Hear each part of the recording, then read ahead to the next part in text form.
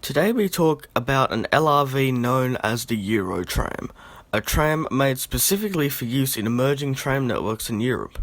More specifically, when it was used in Australia, a place clearly not in Europe.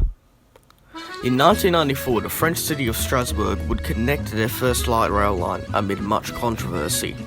Basically, half of the city wanted a light rail, while the other half wanted a driverless Aval metro. In case you don't know, Aval is a French design of driverless rubber-tired metro that can be used for either short little airport shuttles or a full metro network.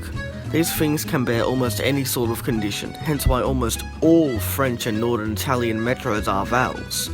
They're like the technicals of transport. Instead of having this specially engineered military equipment, you can just hook a gun onto a Toyota, go to war, and win. The decision between the tram and Val would close with the election of Catherine Trautmann as mayor of Strasbourg. This would require a tram to be specially constructed to battle the 8% gradients from the new lines, especially for heading into the underground tunnel under Strasbourg station. The appearance of this tram type was made by Philippe Neumann. Philippe came up with this design. To be fully honest, I find this design quite ugly. Contracts for its construction were given to ABB Group and Sokimi. Sokimi would go bankrupt immediately after. Not the best start. But unrelated, please go subscribe to Sokimi, link in the description. He makes fantastic trans content which I have collaborated several times with beforehand, including a sketchy BMU that you can find on the DLS. Because Sokimi went bankrupt, ABB had to complete the order of 26 trams all by themselves. All parts would be constructed at York Carriage Works, Derby Litchurch Lane Works, and Trazine, Italy. These trams were designed to be modular, consisting of cab cars, coach cars, and articulation cars. This meant that operators could mix and match the side of the tram. Side of the tram? I meant size. Oh. Strasbourg would operate 7 and 9 car variants of the trams. The trams would enter service and still operate to this day. In June 2000, or 1998, I'm not too sure, dates conflict, the Milan Transport Network in Italy would receive 1.06 billion in euros for modernisation of the network. This included expansions of the 3 metro lines, the opening of the new M5 metro line, don't ask where M4 went, and new trams for the network. They would choose the Eurotram design, with several alterations. These include a remake of the front bumper, new mirrors, headlights, less glass, an unshielded dot matrix desktop board, different pantographs, different windows, and many other differences. Holy Jesus! What is that? 20 of these would be bought and manufactured under ABB's new name Adtrans. Things were looking up for the Eurotram until the very next year.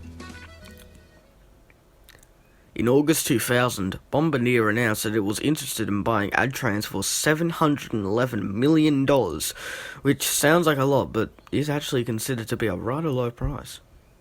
The sale was cleared by the European Union in April 2001. Amongst the guarantees required to be made by Bombardier was that it would divest and license its product range in the regional and tram sections to Stadler Rail due to the large German market share of the new group in those areas, making Stadler a viable independent company. The takeover would occur on the 1st of May 2001 with a financial price of $725 million. The Eurotram would then get the very catchy title of Bombardier Flexity Outlook E. Now with this rebrand, they were looking for a buyer of more Eurotrams. I'll be calling them Eurotrams because Flexity Outlook E is an awful name. The Porto Metro would buy 72 for the opening of their first light rail line in 2002. City in Portugal, famous for the worldwide fast food brand of Porto. This time, the trams would bear a different shape again, although far more closer to the Milan design. Once again, most of the changes were around the front. One 7-car tram, number 18, would go on a tour of many tram systems to find a 4th buyer for the technology. In December 2002, they were ready. This tram here would be shipped to Australia, despite the past name of Eurotram. Guess they predicted Eurovision. It would arrive and would be put onto public display at Circular Quay, Sydney. Theoretically, there were plans to run it on the Sydney Light Rail, but Metro Plant Sport. You know what? Sure. But Metro Plant Sport would say no.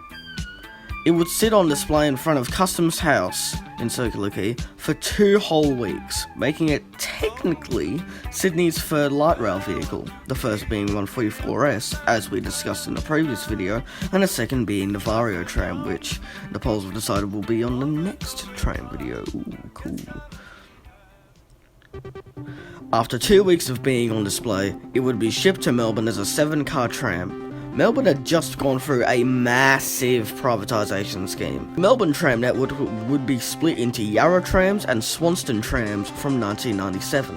In 1999, Swanston Trams would be brought by National Express, operating Bayside trains and V-Line in Australia, several railways in England, and an absolute army of bus networks.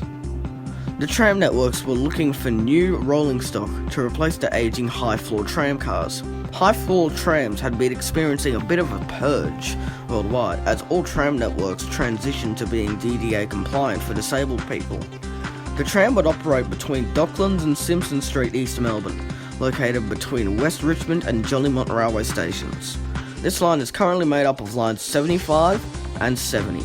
Coming from line 70 until Russell Street, which is to both lines, heading along until Central Pier Docklands, where it then fully transitions to Route 70 and ends at Waterfront City Docklands. It would operate like this from the 20th of January to the 26th of January. On the 28th, it would be transported to Dandenong and put into storage. Then, the Grand Prix runs would occur, in the final round of this Tram Down Under.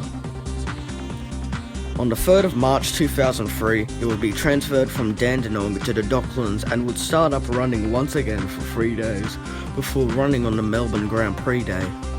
The day after, March 10, it would be withdrawn, and used in a photo shoot at Docklands with Yarra Tram C1 Class C3001 and M Tram D1 Class 3502. On the 13th, it would be returned to Dandenong. In this time, chaos had been brewing at Bombardier. In 2002, Bombardier announced that it was going to sue Daimler Chrysler, one of the companies part of AdTrans by the way, for $867 million USD due to alleged misleading financial information regarding AdTrans provided by Daimler Chrysler during the takeover. In September 2004, the case was settled with the companies agreeing to a $209 million reduction in price. So, where are the trams now? Strasbourg. 13/05/2012. A Eurotram has a collision with an SUV, with light damage to the tram. No one reported dead or injured. 09/10/2013. A Eurotram has some sort of accident here. All I could find was this vertical footage. 27/08/2016. A Eurotram has a collision with a fire truck heading to a kitchen fire. One person minorly injured. Tram 1020 was involved, receiving severe damage to the cab. To my knowledge, it is still in service. 08/01/2019. A Eurotram has a collision with a car as seen here. No one reported dead or injured. Apart from all these, all trams are still running to this day. Milan. All Eurotrams are still running to this day. Porto. All Eurotrams are in service to this day, with Tram 18 returning later in 2003.